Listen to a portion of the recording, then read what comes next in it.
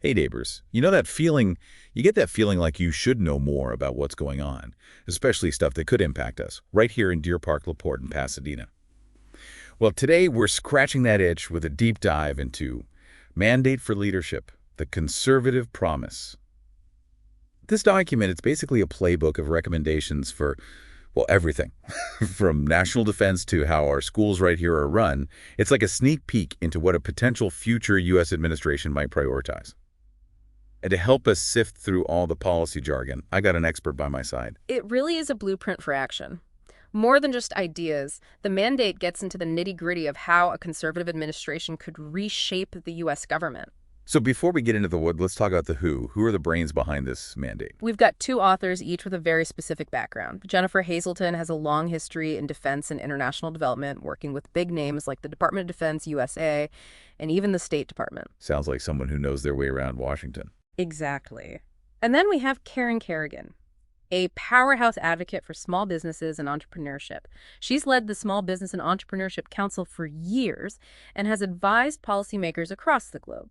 So not just academics theorizing, but folks who have actually been in the thick of it. I bet that really shapes their perspective. What's interesting is this mandate seems to echo a similar project from back in 1981, one that heavily influenced the Reagan administration. That's right. There are definitely some historical parallels here. And much like that 1981 project, these authors are making a bold claim. They argue America is on the wrong track, headed for decline, and that this mandate is the course correction we need. Decline, huh? That's a pretty loaded term. Before we jump to conclusions, let's unpack what they actually mean by that. At its core, the document argues that America's political and cultural elite have led the nation astray. They see this mandate as a way to shift course and get back on track, at least in their view. And they get really specific with their proposed fixes. We're not just talking about vague concepts here. They lay out detailed plans for how to change things. Some of their proposals are pretty eye-opening.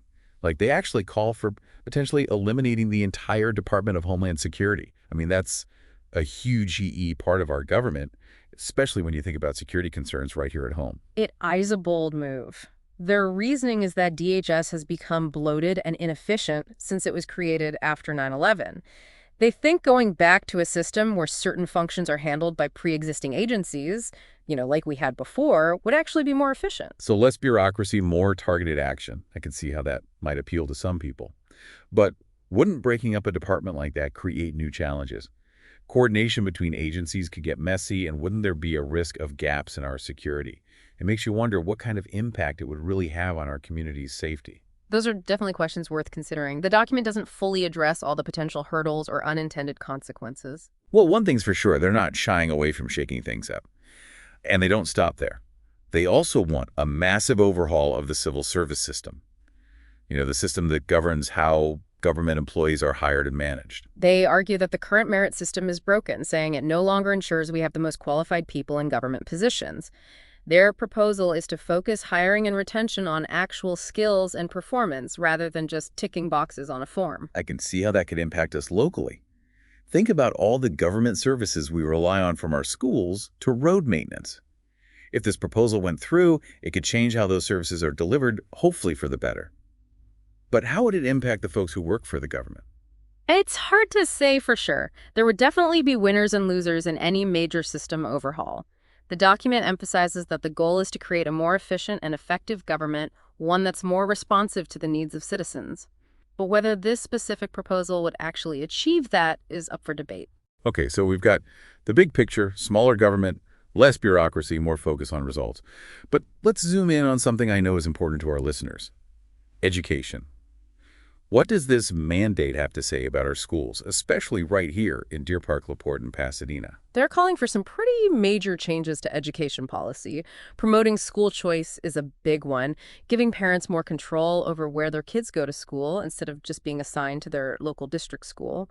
They also want to shrink the Department of Education and give more power back to states and local communities. That local control idea is interesting, especially since education is so often handled at the state level anyway. But what would that really look like in practice? Would mean more input from parents and teachers in Deer Park, more tailored curricula for our specific needs? Those are the kinds of questions we'd need to grapple with. The document gets into some specifics, like the idea of making federal education funds portable. Imagine this. Instead of those funds going directly to your assigned school district, they'd follow your child, allowing you to choose between public and private schools, even charter schools. Now, that would be a game changer for a lot of families. But it also raises a whole bunch of other questions. How would it impact funding for our local public schools? Would private schools be held to the same standards? And would it truly level the playing field? Or would some families still have an advantage? It's definitely something worth digging into further, especially since it could directly impact our kids' education right here. It certainly would be a significant shift from the way things work now. And the potential ripple effects, both good and bad, are worth considering. One thing that's become clear is just how ambitious this mandate for leadership is. It's not about tweaking things here and there. They're aiming for a complete overhaul of how government works, especially at the federal level. Yeah, they're really taking aim at the whole bureaucracy, aren't they? And they get super specific, offering detailed recommendations for individual agencies. Like, remember how we talked about potentially eliminating the Department of Homeland Security? Well, they have a whole section laying out how that would actually work. They argue that DHS, as it stands now, is just too big and bureaucratic. They believe it's become less effective at its core mission, which is protecting our homeland.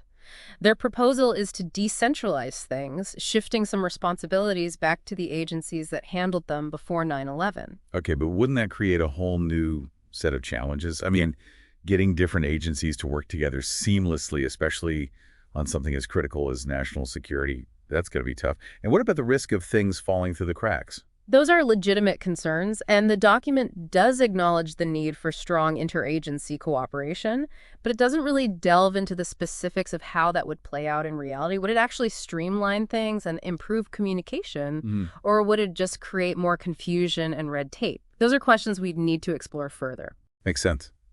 Let's shift gears for a minute and talk about another agency that's always in the news, especially when it comes to our local economy here in Southeast Texas, the EPA. They have some strong opinions about how the EPA should operate, right?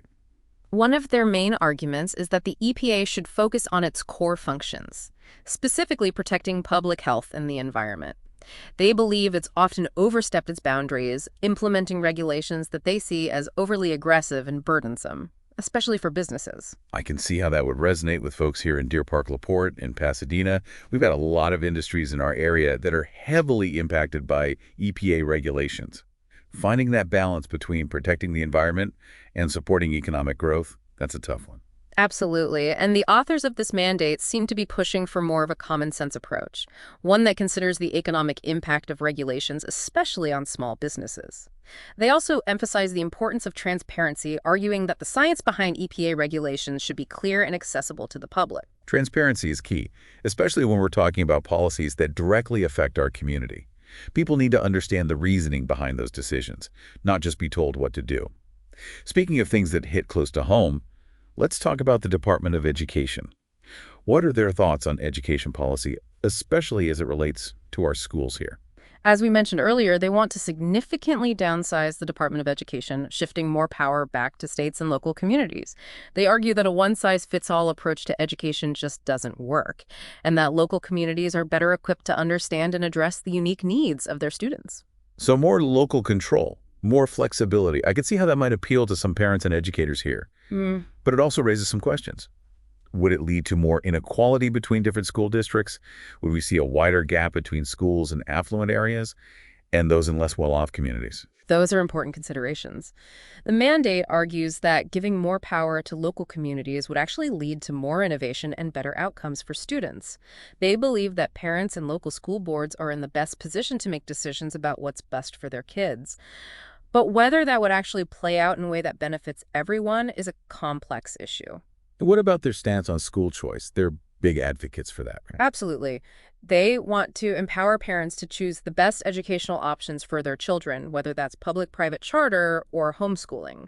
They argue that competition within the education system would drive improvement and lead to better results for all students. School choice is definitely a hot-button issue, and there are strong opinions on both sides.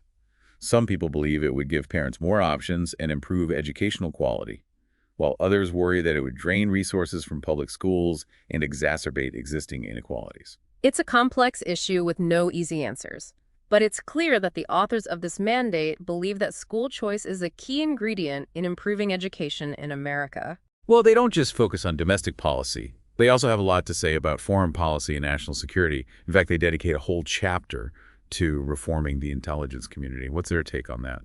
Their main argument is that our intelligence agencies need to be more focused, more agile, and more effective in countering threats from adversaries like China, Russia, and Iran. They believe that the current system is too bureaucratic and slow-moving to keep up with the rapidly evolving threats we face in today's world. So they want a more streamlined, efficient intelligence apparatus, one that can adapt quickly to new challenges, kind of like a special ops team for the intelligence world. That's a good analogy. They argue that the intelligence community has become too sprawling with too much overlap and duplication of effort. They want to see clearer lines of authority, better coordination between agencies, and a laser focus on core national security priorities. That makes sense. In a world where the threats are constantly changing, we need our intelligence agencies to be at the top of their game. And they can't be bogged down by bureaucracy or internal rivalries. Speaking of leadership, they also have a whole section on the role of the president and the White House. What kind of vision do they lay out for the executive branch? They envision a president who's actively engaged in setting the agenda, driving policy, and holding the bureaucracy accountable. They want a lean, efficient White House staff that's laser-focused on implementing the president's vision. So a hands-on CEO-style approach, like the president is running a business and the White House staff is the executive team. That's a good way to put it.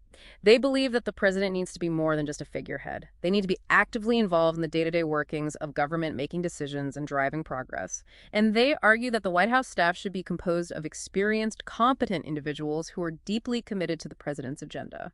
They're basically looking for a team of all-stars folks who can hit the ground running and make things happen. But finding people who are both experts in their field and skilled at navigating the complexities of Washington, that's got to be a tall order. It certainly is. And it raises the question of whether such a team, even if they could be assembled, would actually be able to implement such sweeping changes. Washington is notorious for its gridlock and resistance to change. So even with the best intentions and the most talented people, there's no guarantee that this vision would translate into reality. All right, so we've covered domestic policy, foreign policy, intelligence reform, and the White House. Is there anything else they haven't tackled? It's a pretty comprehensive document covering a wide range of issues from healthcare to energy policy to trade, and they don't shy away from controversial topics. One area that particularly caught my eye was their discussion of trade policy, especially how the U.S. should deal with China. They're calling for a much tougher stance, aren't they? Yeah, they're pretty critical of what they see as China's unfair trade practices and its aggressive pursuit of economic and technological dominance. They believe that the U.S. needs to take a more assertive approach to protect its interests and counter China's rise.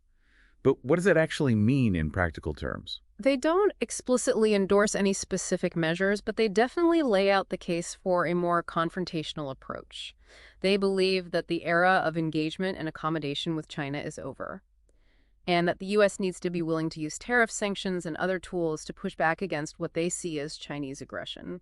That's a pretty big shift from the policies of previous administrations. It would definitely have implications for businesses and consumers here in the U.S.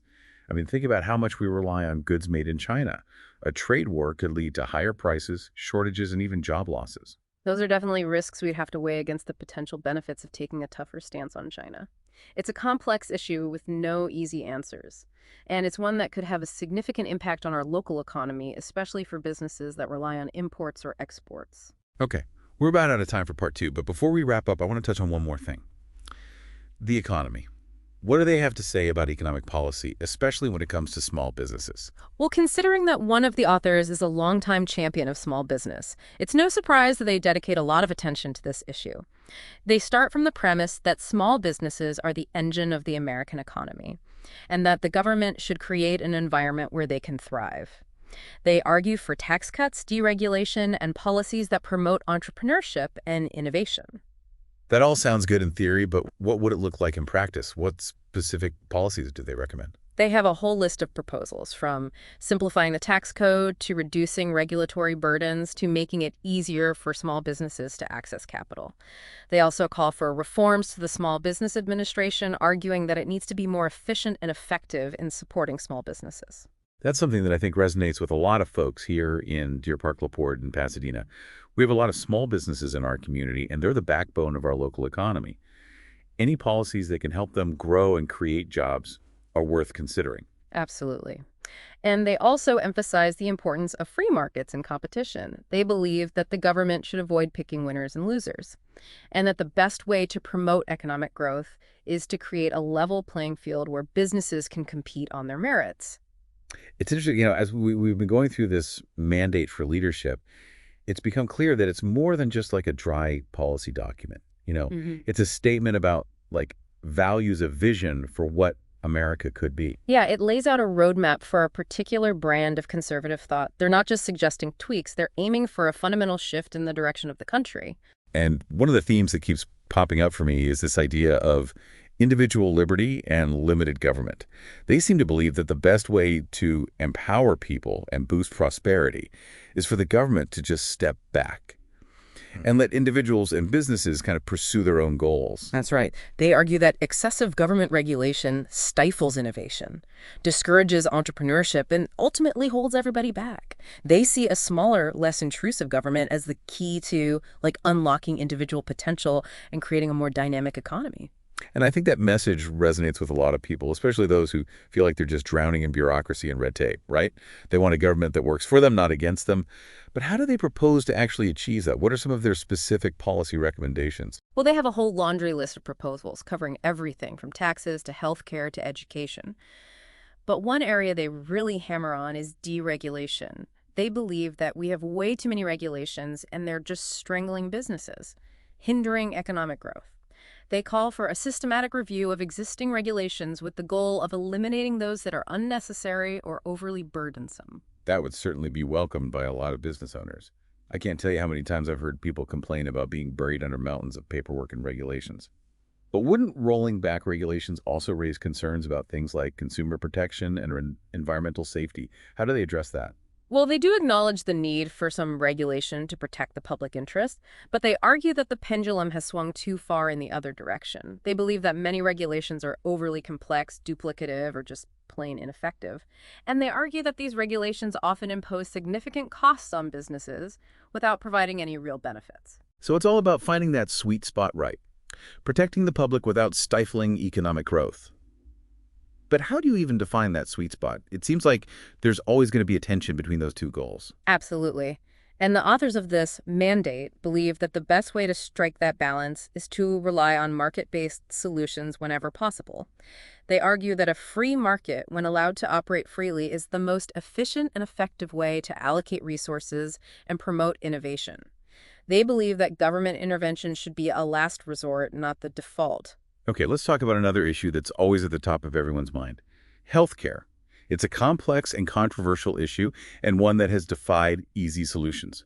What's their take on how to fix the healthcare system? Their starting point is that the current system is too expensive, too bureaucratic, and doesn't deliver the quality of care that Americans deserve. They believe that the solution lies in empowering individuals and families to make their own healthcare choices, rather than relying on a top-down, government-run system. So less government involvement, more individual choice. That sounds like a pretty significant departure from the way things are now. What would that look like in practice? They advocate for market-based reforms that would increase competition among healthcare providers, with the goal of driving down costs and improving the quality of care. They also want to give individuals more control over their healthcare spending through things like health savings accounts and tax credits for purchasing health insurance. I know those ideas are popular with many conservatives, but they also raise some concerns. What about people who can't afford health insurance? Would they be left behind in this system? And wouldn't giving people more control over their healthcare spending lead to some people making unwise choices, potentially jeopardizing their health? Those are valid concerns, and the authors of this mandate try to address them by arguing that a well-designed market-based system would actually expand access to affordable, high-quality care, particularly for those who are currently underserved. They argue that by injecting more competition and consumer choice into the system, we can create a more dynamic and responsive healthcare market that benefits everyone. It's a complex issue with no easy answers, but it's clear that the authors of this mandate have given it a lot of thought. And they're not afraid to put forward some bold, even controversial ideas. Exactly. They're challenging the status quo and pushing for fundamental reforms. Whether you agree with their approach or not, it's a valuable contribution to the ongoing debate about how to fix our healthcare system. Speaking of bold ideas, let's talk about their approach to education. We've already touched on their support for school choice, But they also have some interesting ideas about higher education, don't they? Yes. They argue that the current higher education system is too expensive, too bureaucratic, too focused on traditional four-year degrees. They believe that we need to create more pathways to success, including vocational training apprenticeships, other forms of non-traditional education. They see these alternative pathways as a way to provide students with the skills they need to succeed in the 21st century economy without saddling them with mountains of debt. I think that makes a lot of sense, especially in today's rapidly changing job market. Mm-hmm. Not everyone needs a four-year degree to find a good-paying job. And we need to do more to support those who choose to pursue vocational training or other forms of non-traditional education. But wouldn't shifting away from traditional four-year degrees also devalue the importance of a college education? That's a legitimate concern, but the authors of this mandate are not arguing against the value of a college education. They're simply saying that it's not the only path to success, and that we need to provide more options for students who are not interested in, or not suited for a traditional college experience. They believe that by expanding the definition of higher education to include a wider range of options, we can create a more inclusive and responsive system that better serves the needs of all students.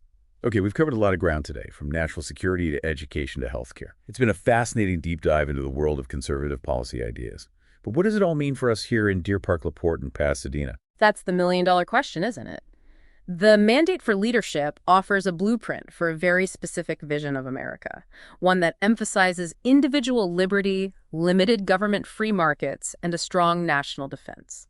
Whether or not that vision resonates with you is a matter of personal values and beliefs. But it's important to understand these ideas and to engage in thoughtful discussions about the kind of future we want to create, both for ourselves and for our community. Absolutely, and that's what we're all about here at Think and Act Locally. Empowering residents of Deer Park, LaPorte, and Pasadena to get informed, get involved, and make a difference in their community. We hope you found this deep dive informative and thought-provoking. If you'd like to support our mission of empowering local residents, please consider making a donation at thinkandactlocally.com/donate.